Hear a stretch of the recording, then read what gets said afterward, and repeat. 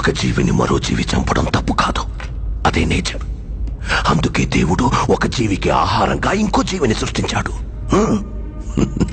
చంపడమే తప్పైతే ఎద్దుకి కొమ్ముల్ని, పావుకి విషాన్ని, తేలుకి కొంటెని ఎందుకు సృష్టించాడు?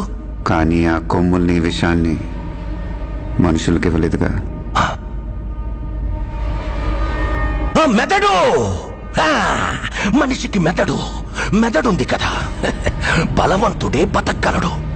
బలహీనులందరూ కలిసి వాళ్ళని వాళ్ళు కాపాడుకోవడానికి చేసుకున్నదే చట్టం. జింకని చంపితే శిక్ష, మేకని చంపితే శిక్ష లేదు. జింకలు తక్కువగా ఉన్నాయి, మేకలు ఎక్కువగా ఉన్నాయి. ఎక్కువగా ఉండడం మేకలు తప్ప? ఈ భూమి మీద మేకల కంటే ఎక్కువగా మనుషులున్నారు. వాళ్ళని చంపితే తప్పేంటి? లక్షల సంవత్సరాల క్రితం ఒకడిని చంపి వాడి భార్యనెత్తికెళ్లారని మిగతా వాళ్ళందరూ గుహలోకెళ్లి దాక్కున్నారు. గుహలోకెళ్లి పట్టుకుంటే తలుపులొచ్చాయి. తలుపులు పగలగొడితే తాళాలొచ్చాయి. తాళాలు పగలగొడితే ఒకరి తర్వాత ఒకరు మేలుకొని కాపలా ఉన్నారు. వాళ్ళందరికీ ఒక నాయకుడొచ్చాడు. ఇంత నాగరికతకు కారణం ఏంటి? భయం. అది పుట్టించిందెవరు? మేము.